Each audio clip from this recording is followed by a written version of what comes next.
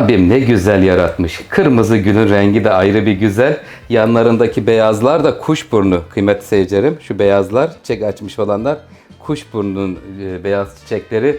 Kırmızı gül, beyaz gül. Subhanallah diyoruz. Mutfağımızda güzel lezzetler, güzel tatlar oluyor inşallah sizler için. Sevgili seyircilerim, hoş geldiniz, sefalar getirdiniz. Bugün kolay bir börek hazırlayacağım sizler için.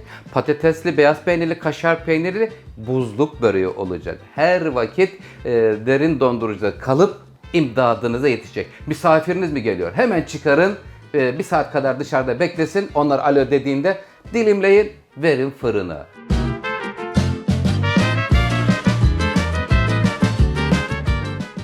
Sevgili seyircilerim, 3 tane yufka kullanacağım. Paket olarak aldım. Naylonda sarılı muhafaza etmek lazım, kurumasın diye söylüyorum. Şimdi böreğimizde neler var sevgili seyircilerim? Şurası böreğin sos bölümü.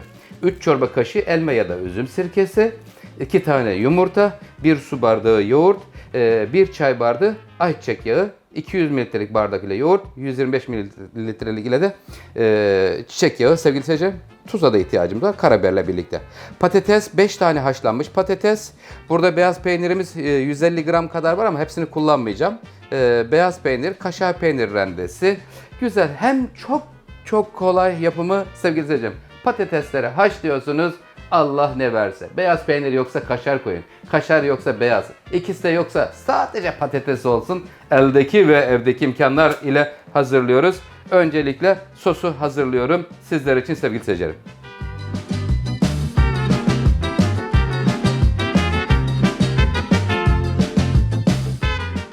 Şimdi sosumuz için karıştırma kabının içine sevgili seyircilerim 2 adet yumurta, yoğurt, sıvı yağ, sirke aldım. 2 yumurta dedim ama baktığınız zaman 3 tane sarı görünüyor içinde. Çünkü bir yumurtanın bir tanesi çift sarılı çıktı. Birazcık tuz, sosa karabiber. Güzel şöyle lezzetli bir sos olsun. Bu hazır. Şimdi güzelce çırpıyoruz efendim. Yoğurt, yağ, yumurta, sirke güzelce çırpılıyor. Bir sos hazırlanıyor. Yoğurt yoksa evde mutfakta çareler bitmez. Süt koyabilirsiniz içerisine. Yoğurt yerine. Ya da yarısı yoğurt, yarısı süt de olabilir. Hemen sosu şöyle çırpma teliyle karıştırıyoruz. Sosumuz hazır hale geldi. Hiç beklemeden şimdi sevgili seyircilerim yapım bölümüne geçiyoruz. Şimdi bakalım Oktay Usta nasıl hazırlayacak. Sos gayet güzel oldu. İçine karabiber de bayağı iri iri kırdı sevgili seyircilerim değirmenimiz. Ondan dolayı biraz şey göründü böyle. İçinde siyah siyah parçacıklar varmış gibi durdu ama olsun, o da güzeldi. Evet, şimdi hemen taze alınmış yufka olması çok önemlidir sevgili seyircilerim. Yufkanın tazeliği burada önem arz ediyor. Şimdi 3 tane yufka taze alınmış olacak. Tezgaha seriyoruz. Buradaki yumurtalı, yoğurtlu sosumuzdan verip güzelce yufkamızı yumuşatıyoruz sevgili seyircilerim. Ve böylelikle çok güzel, lezzetli bir hale geliyor böreğimiz. Bakın sosun kıvamını görmek ister misiniz? Son derece görüyorsunuz. Güzel akıcı bir sos, kıvamlı aynı zamanda. Şöyle sosumuzdan sevgiyle, Bismillahirrahmanirrahim. Yiyenlere şifa olsun, sevenleriniz sofranızda olsun. Bu niyetlerle, bu dualarla 3 tane yufkayı üst üste bu şekliyle alacağız. Her kata böyle sosu vereceğiz. Fırçayla hiçbir yeri kuru kalmayacak şekilde sürüyoruz. 3 kattan sonra peynirli, patatesli harçla buluşma vakti olacak.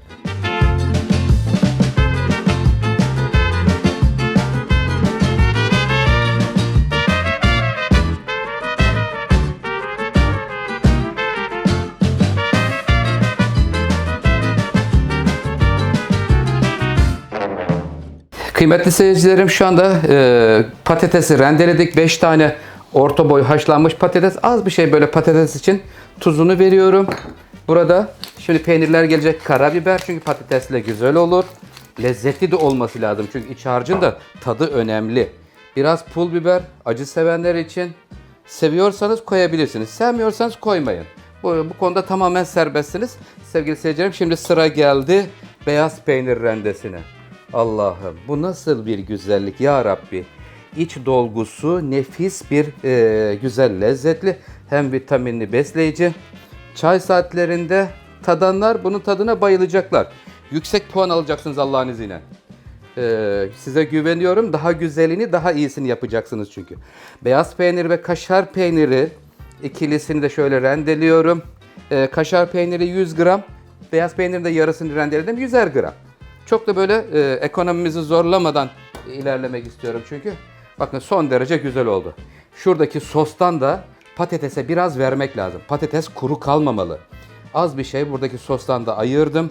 Peynirli, patatesli harcın üstüne de sevgiyle bu sostan serpiyorum sevgili seyircilerim şöyle. Hay maşallah, hay maşallah. Şu güzelliğe bakın. Subhanallah, Rabbim ne güzel nimetler veriyorsun bize. Hiçbir yeri kuru kalmasın. Tamamen sosla buluşmuş olacak. Evet, sosla buluşması tamamlandıktan sonra şimdi rulo haline döndüreceğim sevgili seyircilerim. Dikkatlice sizlerin huzurunda sarıyorum bütün detaylarıyla. Hazır mısınız? Başlıyoruz.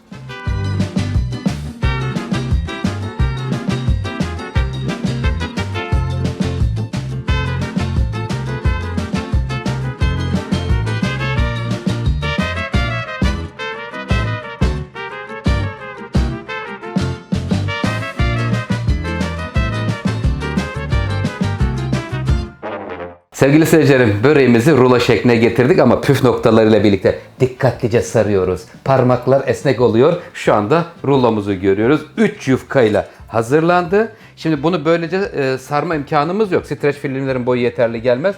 Önce ortadan ikiye kesiyorum. İç dokusunu da görüyoruz. Bakın şuradan baktığınız zaman kıvrımlar görünüyor.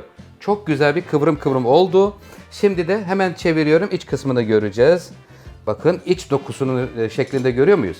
Çok güzel oldu sevgili seyircilerim. Beyaz peynir, kaşar peynir, patatesli, Allah ne verdiyse çok güzel bir buzluk böreği tarifini sizlerle paylaşıyorum. Kıymetli seyircilerim. Sadece çünkü tam sosla iyice buluşan yufkalar çok narinleşti. Onun için dikkatli olmak lazım. Buradan alırken böyle parmakların ucuyla ve sevgiyle alıyoruz. Sevgili seyircilerim, aldık. Hemen şöylece şurada hafiften bir sıkabilirsiniz. Şeklini verin burada. Burada problem yok. Çünkü artık streç filmin arasında yerini aldı.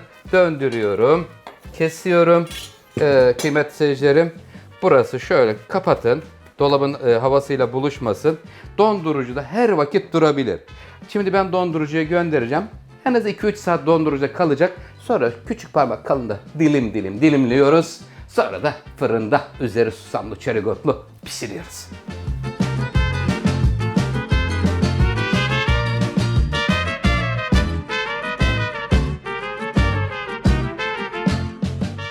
Sevgili seyircilerim, şu anda 2 saattir dondurucuda duruyor. Yeterince tam donmamışlar ama yapacak bir şey yok. Ben şimdi size formülü anlattım. Pişirilme bölümünü de paylaşacağım sizlerle. Çıkan miktarı gördük. 3 yufka ile hazırladım. Açıklamalar bölümüne de malzeme listesini yazacağım.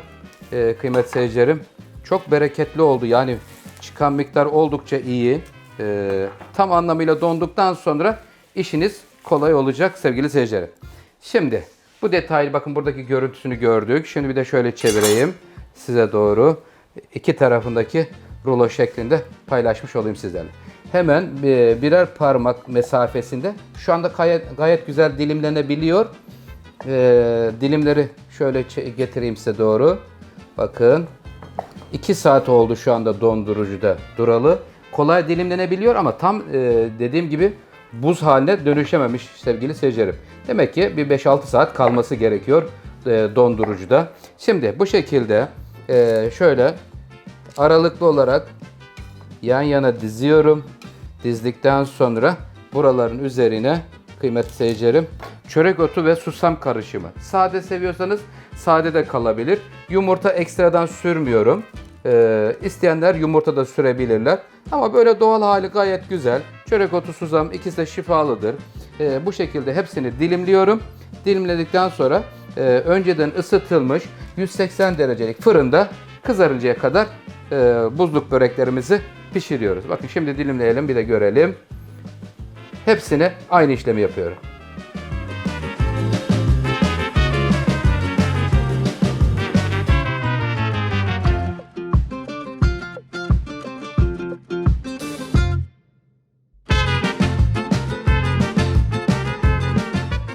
Sevgili seyircilerim, birer parmak kalınlığında böreklerimiz dilimledim. Çörek otu, susam koydum, fırına gidiyorlar. Adet sayısı kaç tanedir diye sorabilirsiniz. Tam 27 dilim çıktı. Çay saatlerinde, beş çayında, pazar kahvaltısında sevdiklerinizle dondurudan çıkarın, dilimleyin. Hiç çözülmesini beklemeyin. Direkt fırına gönderebilirsiniz. Sevgili seyircilerim, 180 derece ısıtılmış fırının iki tepsiyi aynı anda gönderdim. Turbosunu da açıyorum. Kaç dakika pişecek? Piştikten sonra süreyi sizlerle paylaşıyorum. Çayları demleyebilirsiniz. Güzel bir böreğin kokusu 5 dakika sonra gelmeye başlayacak.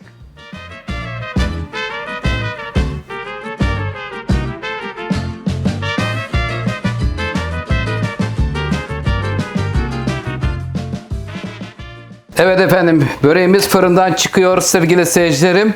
Çok aşırı derece pişirmedim. Rengin güzelliğine bakın.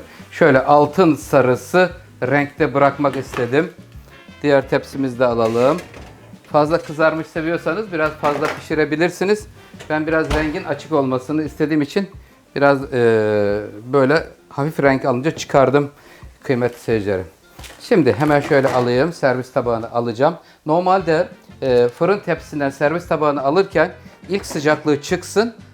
Ondan sonra almanızı tercih ederim.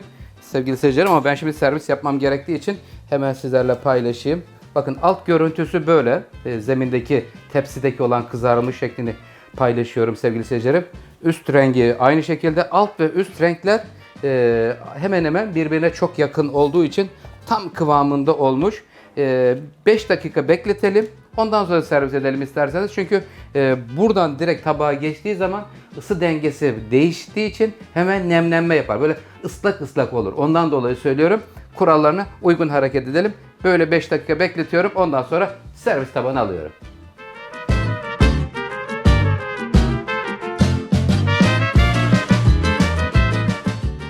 Sevgili seyircilerim, böreklerimizin ilk sıcaklığı çıktıktan sonra şimdi servise alıyorum. Son derece güzel olduğu, demlenmiş çay ile birlikte enfes bir börek tarifini sizlerle paylaşmış bulunuyorum sevgili seyircilerim.